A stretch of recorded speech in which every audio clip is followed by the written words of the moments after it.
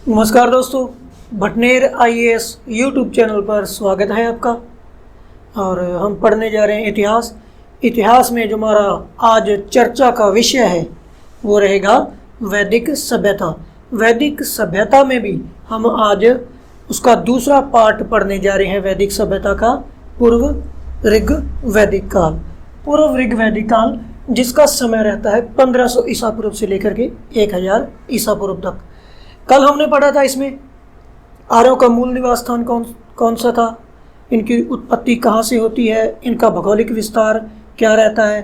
तो आज हम पढ़ेंगे इनका राजनीतिक जीवन और इनका सामाजिक जीवन। तो चलिए हम शुरू करते हैं। आज इनका राजनीतिक जीवन, इनकी जो राजनीति है, राजनीति का इकाई कर्म क्या था, इकाई कर्म क्या रहता है। आर्यों की सबसे छोटी इकाई कुल थी। कुल सबसे छोटी राजनीतिक इकाई, सबसे छोटी राजनीतिक इकाई कुल थी। और कई कुलों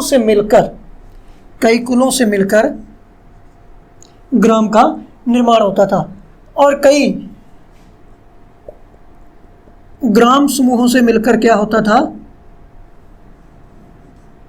विष का निर्माण होता था। विष का निर्माण होता था। और कई विषों के समूह से मिलकर जन का निर्माण होता था। जन का अर्थ क्या था, कबीला। कबीले को ही जन कहा जाता था। जन शब्द का प्रयोग 275 बार हुआ है। 275 बार हुआ है। कबीलों के बारे में हम पहले पढ़ चुके हैं। हमने पढ़ा था कि जो सिंधु घाटी सभ्यता थी उसका जब 1750 में पतन हो जाता है तो उसका बीच का जो काल है इन दोनों सभ्यताओं के, सिंधु सभ्यता और वैदिक सभ्यता का जो बीच का काल है 200-250 वर्षों का। तो तब वहाँ के निवासियों ने कबीलों के रूप में अपने आप को संगठित कर लिया। तो आज हम उन्हीं कबीलों की बात करेंगे। तो कुल, अब इनका कोई मुखिया भी होता होगा। कुल का मुखिया कुलुप कहलाता था। और जो ग्राम का मुखिया होता था वो ग्रामणी कहलाता था। ग्रामणी कहलाता था। ग्राम क्या होते थे, आत्मनिर्भर होते थे। जो वैदिक सभ्यता के गांव थे वो आत्मनिर्भर थे, आत्मनिर्भर होते थे। इसके बाद कई ग्रामों से मिलकर विष का निर्माण होता था। कई ग्रामों का समूह मिलकर विष का निर्माण करता था। और विष का जो मुखिया होता था या मुख्य अधिकारी होता था वो था विषपति। विषपति। और कई विषों के समूह से मिलकर जो बनता था वो बनता था जन। जन यानी कबीला। और इसका मुखिया कौन था, राजा या जनस्य गोप्ता। कबीले का मुखिया या राजा कहलाता था या जनस्य गोप्ता कहलाता था। और राजा उसी को बनाया जाता था जो अपनी प्रजा की रक्षा कर सके या गोधन की रक्षा कर सके। वैदिक काल में क्या होता था, ये पशुचारी लोग थे और इनका जो आर्थिक और पवित्र पशु था वो गाय था। इनका आर्थिक और पवित्र पशु गाय रहता है। तो इसलिए राजा को जनस्य गोप्ता या गोधन की रक्षा करने वाला व्यक्ति कबीले का मुखिया होता था, राजा होता था। अब राजा के बारे में हम देखेंगे। कबीले का जो मुखिया होता था, इस टाइम कबीले होते थे, छोटे छोटे कबीले होते थे इस प्रकार से। और ये कबीले आपस में संघर्षरत रहते थे, संघर्ष करते रहते थे। इनकी आपस में लड़ाइयाँ चलती रहती थी एक दूसरे को लेकर।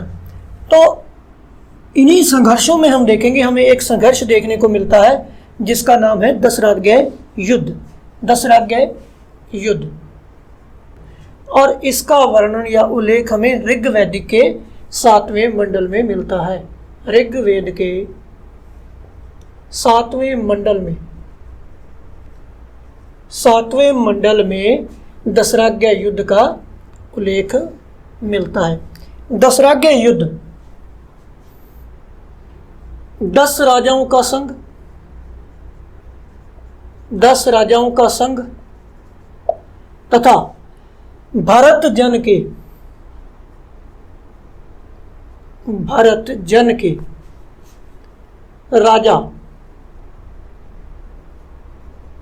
राजा सुदास व 10 राजाओं के संघ के मध्य होता है। इन 10 राजाओं का जो संघ था, उनका जो पुरोहित था वो विश्वामित्र रहता है। इनका पुरोहित कौन रहता है? विश्वामित्र रहता है। 10 राजाओं के संघ का पुरोहित विश्वामित्र रहता है। और भरत जन के राजा सुदास का जो पुरोहित है वो वशिष्ठ जी रहते हैं। इनका जो पुरोहित था वशिष्ठ था। और ये दशराज्ञ युद्ध है जो ये पुरुषणी नदी के तट पर लड़ा गया। पुरुषणी नदी के तट पर लड़ा जाता है। और सर्वप्रथम इतिहास में हम देखें तो युद्ध के प्रमाण हमें पहली बार यहाँ पर मिलते हैं, क्योंकि हमने पहले देखा है सिंधु घाटी सभ्यता के जो लोग थे वो शांति प्रिय थे। वहाँ पर योद्धा वर्ग का जो इतना प्रभाव नहीं था, लेकिन क्षत्रिय वर्ग जो योद्धा वर्ग है उसका प्रभाव हमें यहाँ पर देखने को मिलता है। तो पहली बार युद्ध के बारे में हमें ज्ञान भी यहीं पर प्राप्त होता है। और पुरुषणी नदी के तट पर यह युद्ध होता है। जब इन दोनों लोगों में संघर्ष होता है तो इसमें विजय किसकी होती है? राजा सुदास इसमें विजयी होता है और इन 10 राजाओं के संघ को पराजित करता है। इस 10 राजाओं का जो संघ है उनमें अनु, द्रुह, यदु, तुर्वसु, पुरु, भलनाश, शिवी, वैशेषणी, अनिल, तकत, ये 10 कबीलों का संघ था। और इस युद्ध को लड़े जाने का कारण क्या था? इस युद्ध को लड़े जाने का कारण कई विद्वान मानते हैं कि जो विश्वामित्र सुदास के दरबार में थे। राजा सुदास के दरबार में निवास करते थे। उनके दरबारी थे विश्वामित्र। और किसी कारणवश राजा सुदास द्वारा विश्वामित्र को दरबार से क्या किया जाता है? निष्कासित कर दिया जाता है। और विश्वामित्र इसे अपना अपमान समझते हैं और इसी अपमान का बदला लेने के लिए वो 10 राजाओं के संघ का निर्माण करते हैं। और पुरुषणी नदी जो वर्तमान की रावी नदी है उसके तट पर यह युद्ध होता है। और दूसरा कारण हम देखेंगे डीडी कौशाम्बी द्वारा जो बताया गया है। डीडी कौशाम्बी का मानना है कि इस युद्ध का कारण जो था नदियों के बंटवारे को लेकर होता था। नदियों के बंटवारे को लेकर इस युद्ध की स्थिति उत्पन्न होती है। फिर से हम देखेंगे पूर्व वैदिक काल का जो 1500 ईसा पूर्व से लेकर 1000 ईसा पूर्व तक है। और इसमें हम आर्यों का देखेंगे राजनीतिक जीवन और उनका देखेंगे इकाई कर्म। इनमें देखेंगे हम जन, विश्व, ग्राम और कुल। और इस इकाई की जो सबसे छोटा रूप है, सबसे छोटा और निचला, वो है कुल। कुल का मुखिया होता था कुल। और कई कुलों से मिलकर बनता था ग्राम। ग्राम का मुखिया होता था ग्रामीण। और ग्राम क्या थे? आत्मनिर्भर थे। और कई ग्रामों का समूह मिलकर विश्व बनता था जिसका मुखिया विश्वपति कहलाता था। और कई विश्वों का समूह मिलकर क्या बनता था? जन बनता था जिसे कबीला कहा जाता था। और इस कबीले का मुखिया क्या होता था? राजा होता था। और राजा को जनस्य गोप्ता भी कहा जाता था, जिसका मतलब था कि गोधन की रक्षा कर सके। उसी व्यक्ति को कबीले के लोग अपना राजा निर्वाचित करते थे जो गोधन की रक्षा कर सके, क्योंकि गाय इनका पवित्र पशु था। गाय इनका पवित्र पशु भी था और आर्थिक रूप से भी गाय का महत्व था, और राजा का निर्वाचन होता था और इसमें स्त्रियां भाग नहीं लेती थी।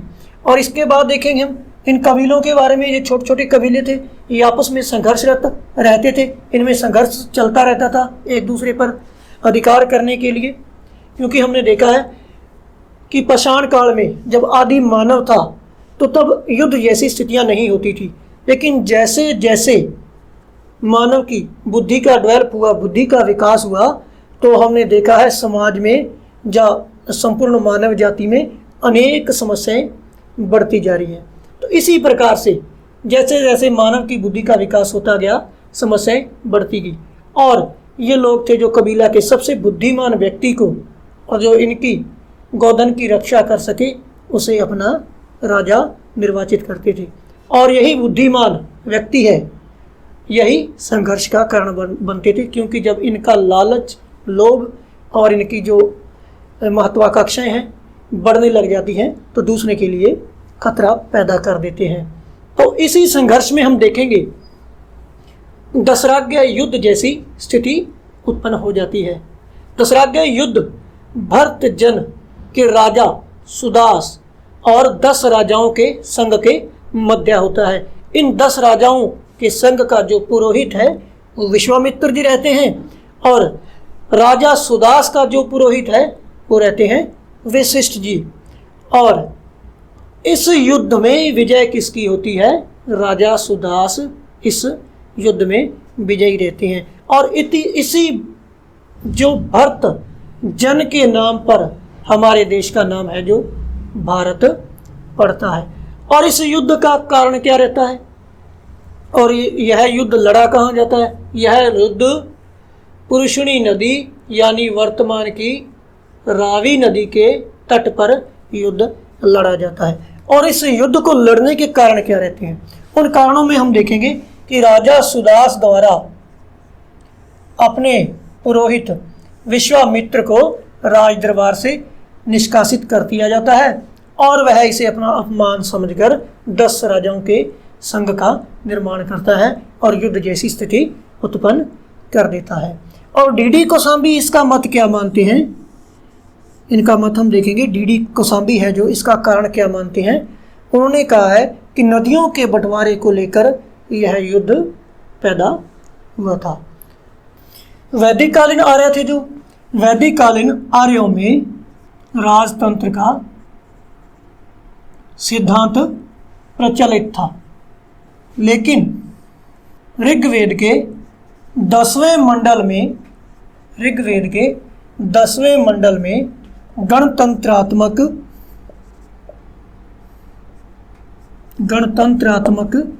समिति का उल्लेख मिलता है। और जो वैदिक कालीन राजा था, कबीले का मुखिया होता था, उसके प्रमुख रूप से 2 कार्य होती थी। राजा के 2 कार्य होती थी। एक तो प्रजा की रक्षा करना,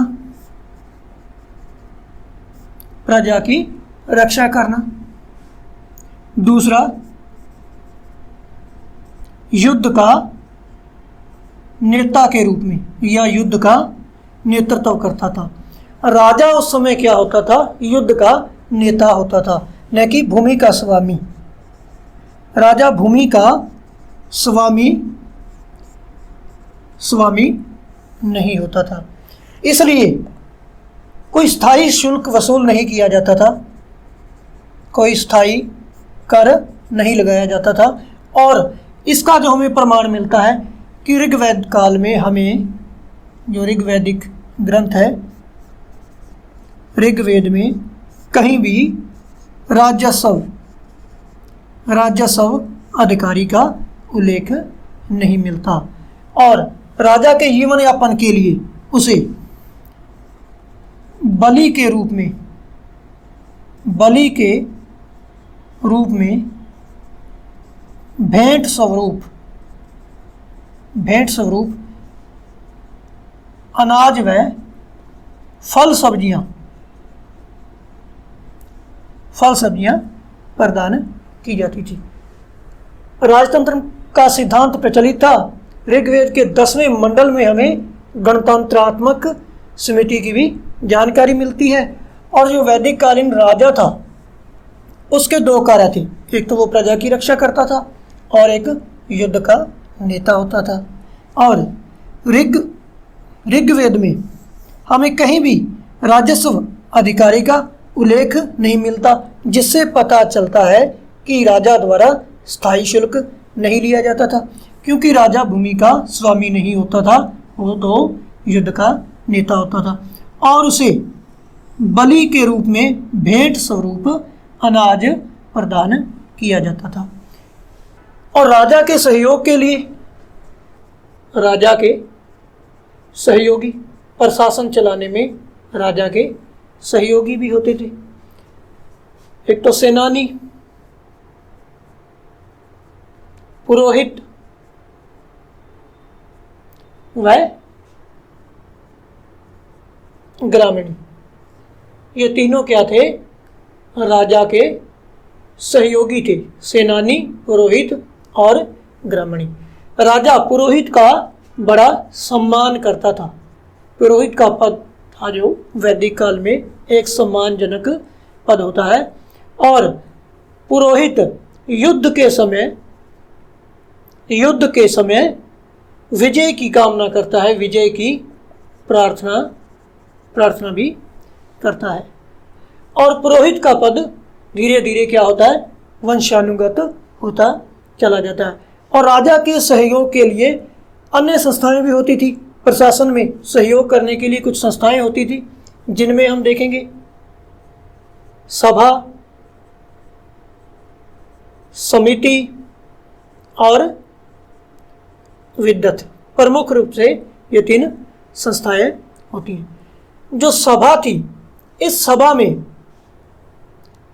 जन के जो अभिजात वर्ग के लोग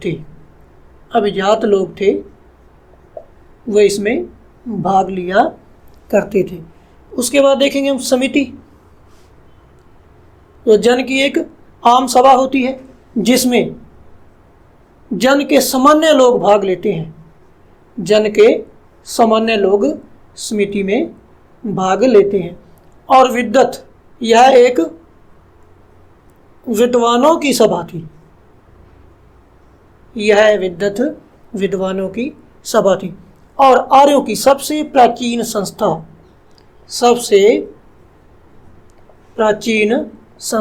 यही रहती है।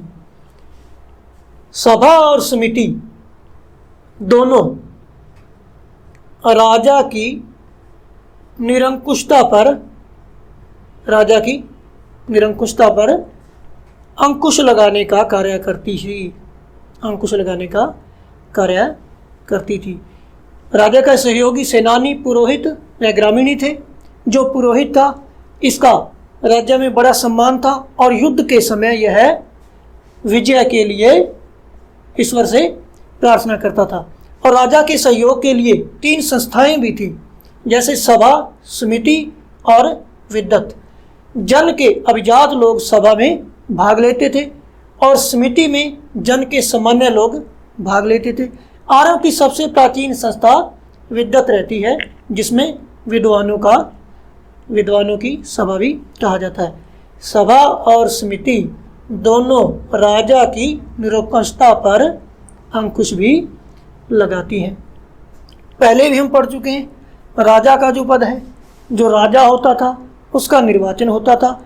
और चुनाव प्रकृति है, जो चुनाव की पद्धति है, उसके सबसे पहले जो हमें उल्लेख मिलता है, सबसे पहला वर्णन मिलता है, वो वैदिक सभ्यता में ही मिलता है। चुनाव पद्धति का सबसे पहला प्रमाण हमें वैदिक सभ्यता में ही मिलता है, क्योंकि यहाँ पर राजा का चुनाव होता था और इसमें स्त्रियां भाग नहीं लेती थी। राजा के अधिकार सीमित होते थे, राजा के अधिकार सीमित होते थे और राजा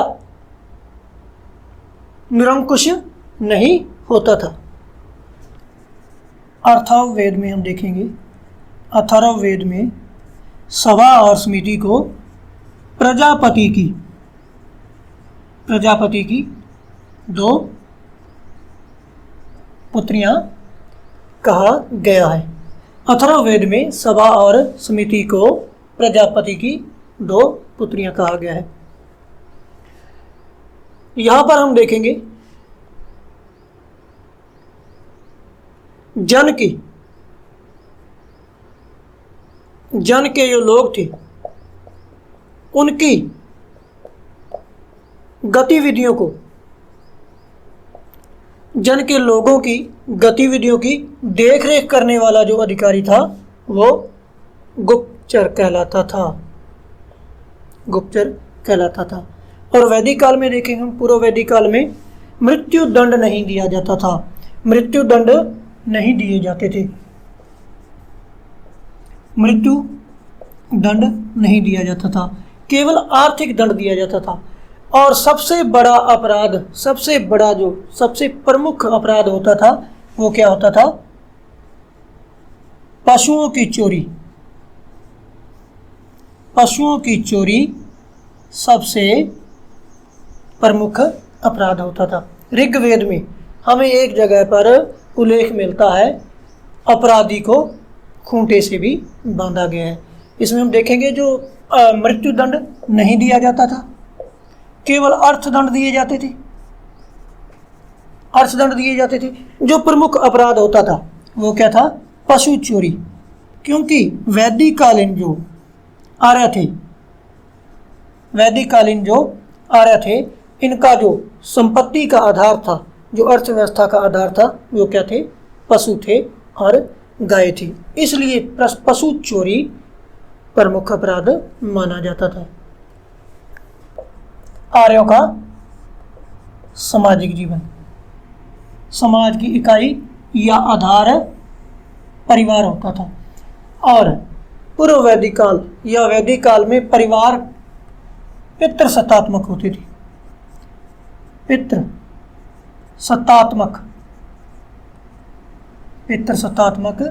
रहे। और जो हमने देखा सिंधु सभ्यता में समाज क्या था? परिवार क्या था? मातृसत्तात्मक था। और यहाँ पर क्या था? पितृसत्तात्मक था। हम देखेंगे जब समाज हमारा मातृसत्तात्मक था तब हमारी जो सभ्यता थी, हमारी जो संस्कृति थी, वो कितनी ऊंचाइयों पर थी, वो नगरीय थी। लेकिन हम देखेंगे यहाँ पर हमारा समाज है वो पितृसत्तात्मक है, लेकिन यहाँ के लोग हैं जो पशुचारी हो गए हैं और उनकी जो संस्कृति है वो ग्रामीण हो गई है। वर्ण सूक्त में हमें एक जगह पर सेन शुभ की कथा मिलती है, सेन शुभ की कथा मिलती है। इसमें पिता द्वारा अपने पुत्र को बेचने तथा प्रताड़ित करने का उल्लेख मिलता है। लेकिन ऐसा अपवाद स्वरूप कभी कभी होता था। जो परिवार का मुखिया पिता होता था वो अपने परिवार की देखभाल अच्छी तरह से करता था। इसके बाद हम देखेंगे जो समाज में ऋग्वैदिक कालीन जो समाज था उसमें हम देखेंगे वर्ण व्यवस्था को, वर्ण व्यवस्था थी। यहाँ पर जाति नहीं थी, वर्ण व्यवस्था थी। इसमें हम देखेंगे ऋग्वेद के 8वें मंडल में, 8वें मंडल में हमें 3 वर्णों की जानकारी प्राप्त होती है। 3 वर्णों की जानकारी, ब्रह्म, क्षत्र और वैश्य। 3 वर्णों की जानकारी यहाँ पर हमें प्राप्त होती है। चारों वर्णों की हमें जानकारी ऋग्वेद के 10वें मंडल में प्राप्त होती है। ऋग्वेद के 10वें मंडल में, 10वें मंडल के पुरुष सूक्त में चारों वर्णों की जानकारी हमें मिलती है। चारों वर्णों की, यानी ब्राह्मण, क्षत्रिय, वैश्य और शूद्र। शूद्र शब्द है जो शूद्र, इसकी जानकारी हमें 10वें मंडल के पुरुष सूक्त में पहली बार मिलती है। जो वर्ण व्यवस्था थी वैदिक काल में, हम देखेंगे जो वर्ण व्यवस्था थी उसमें वर्ग विभेद नहीं था। वर्ण व्यवस्था में वर्ग विभेद नहीं था। सबका समाज में सबकी प्रतिष्ठा समान थी। सबकी प्रतिष्ठा क्या थी? समान थी। किसी को अछूत नहीं समझा जाता था। सबसे पहले हम देखेंगे वर्ण व्यवस्था। वैदिक काल में वर्ण का अर्थ पहले रंग से लिया गया, रंग से लिया जाता था, लेकिन बाद में इस वर्ण का अर्थ व्यवसाय चयन से होने लगा। वर्ण व्यवस्था के जो हमें पहले उल्लेख मिलते हैं वो 8वें मंडल में मिलते हैं, जिसमें हमें ब्रह्म, क्षत्र और वैश्य 3 के प्रमाण मिलते हैं। लेकिन ऋग्वेद के 10वें मंडल के पुरुष सूक्त में हमें 4 वर्णों की जानकारी मिलती है। ब्राह्मण, क्षत्रिय, वैश्य और शूद्र। शूद्र शब्द की जानकारी हमें पहली बार ऋग्वेद के 10वें मंडल में मिलती है। और जो वर्ण व्यवस्था थी यहाँ पर वर्ग विभेद नहीं थी। समाज में सबकी प्रतिष्ठा थी जो समान रहती थी। वर्ण शब्द का जो पहले प्रयोग होता था रंग के लिए, लेकिन कहीं कहीं पर धीरे धीरे व्यवसाय चयन के लिए इसका प्रयोग भी होने लगा। और वर्ण व्यवस्था की जो उत्पत्ति का सिद्धांत है वो श्रम विभाजन पर आधारित है। वर्ण व्यवस्था की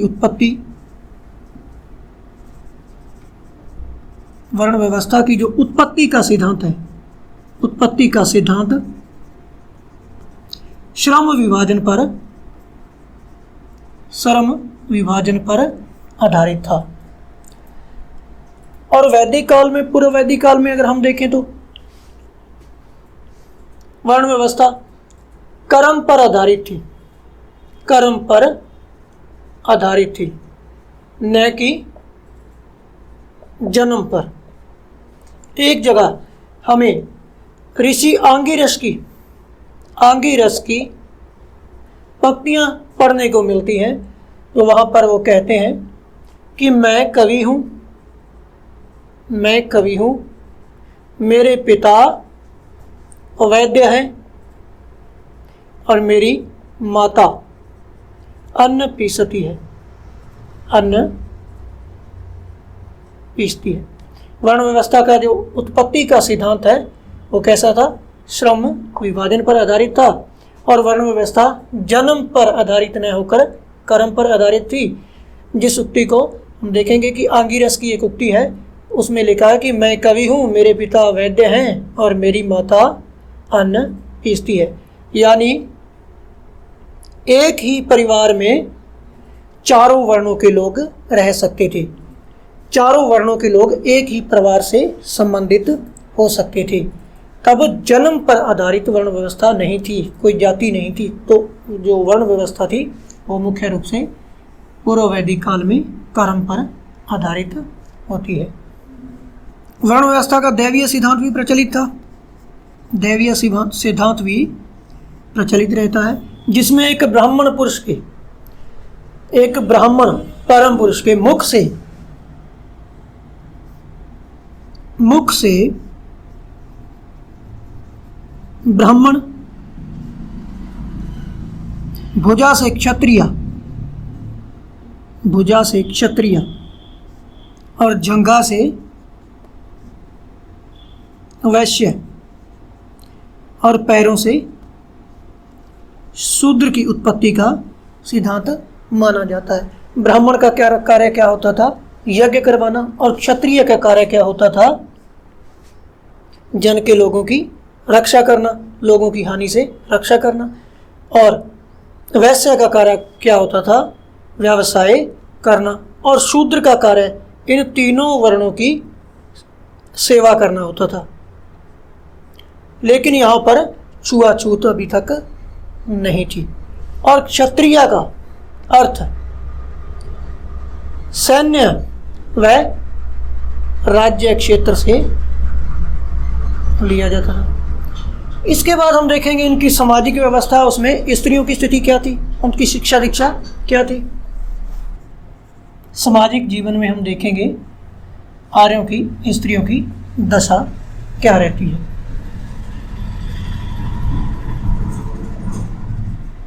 बाल विवाह अप्रचलित था। बाल विवाह अप्रचलित था। विधवा विवाह प्रचलित था। और विद्वान स्त्रियां, विदुषी स्त्रियों की जानकारी भी हमें यहाँ पर मिलती है। विदुषी स्त्रियों में हम देखेंगे घोषा, अपाला, विश्वरा, सिक्ता, मुख्य ये विदुषी स्त्रियां थीं। और शिक्षा के क्षेत्र में हम देखें तो सद्योवाहा और ब्रह्मवादिनी,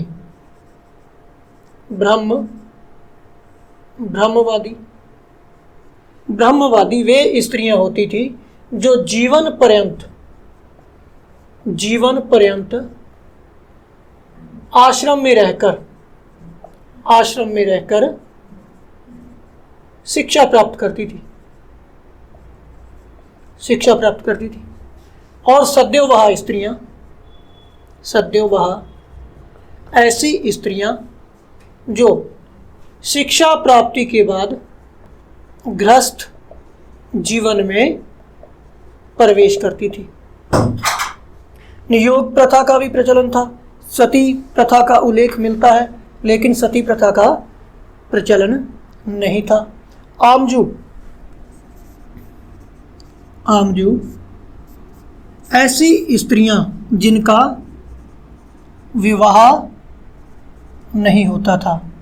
सती प्रथा का उल्लेख हमें यहाँ पर मिलता है। वैदिक जो सभ्यता है इसमें हमें सती प्रथा का उल्लेख तो मिलता है, लेकिन यह प्रचलन में नहीं थी।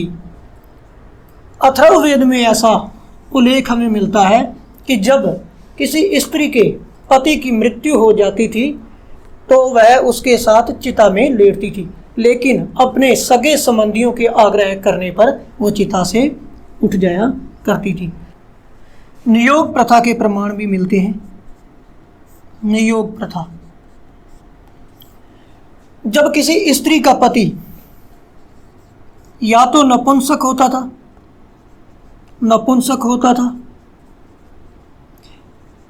या उसकी मृत्यु हो जाती थी तो उसकी पत्नी अपने देवर के साथ संबंध बनाकर पुत्र की प्राप्ति कर सकती थी, क्योंकि वैदिक काल में निसंतान को घृणा की दृष्टि से देखा जाता था, जिस कारण यह नियोग प्रथा प्रचलित हुई थी। दशराज्ञ युद्ध में पुरु कबीले के राजा की मृत्यु होने पर उनकी पत्नी द्वारा नियोग प्रथा के माध्यम से जो संतान की प्राप्ति की जाती है अपने देवर के साथ संबंध बनाकर। फिर से हम देख लें स्त्रियों की दशा कैसी थी। बाल विवाह अप्रचलित था, विधवा विवाह प्रचलित था, और विवाह की एज 16-17 वर्ष होती थी। विवाह की जो उम्र थी वो 16-17 वर्ष होती थी। और कुछ विदेशी स्त्रियों के नाम भी हमें मिलते हैं, जैसे घोषा, अपाला, विश्वरा, सिक्ता। इन विदुषी स्त्रियों के भी नाम मिलते हैं। शिक्षा के क्षेत्र में हम देखें तो ब्रह्मवादी स्त्री और सद्योवाहा स्त्री। ब्रह्मवादी वे स्त्रियां होती थी जो जीवन पर्यंत आश्रम में रहकर शिक्षा प्राप्त करती थी। सद्योवाहा ऐसी स्त्रियां जो अपनी शिक्षा प्राप्ति के बाद गृहस्थ जीवन में प्रवेश कर जाती थी। आमजू शब्द का हम यहाँ पर अर्थ देखते हैं।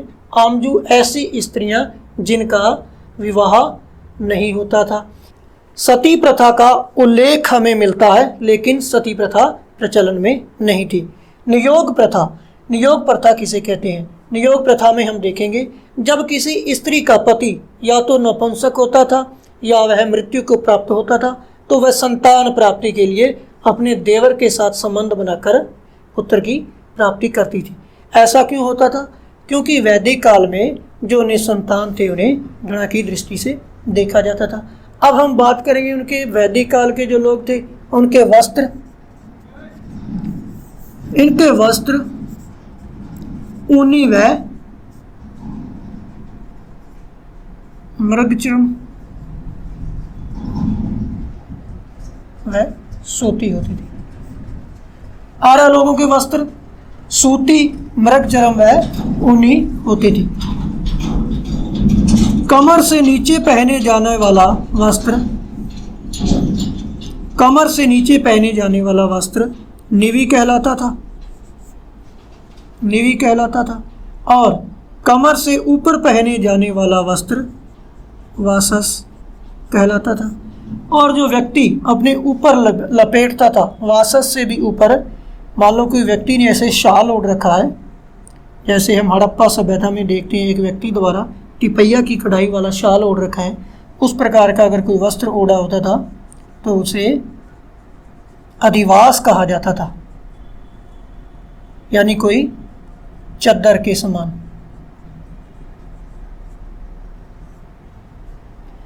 तो इसी के साथ आज का हमारा जो चर्चा का विषय था वो समाप्त होता है।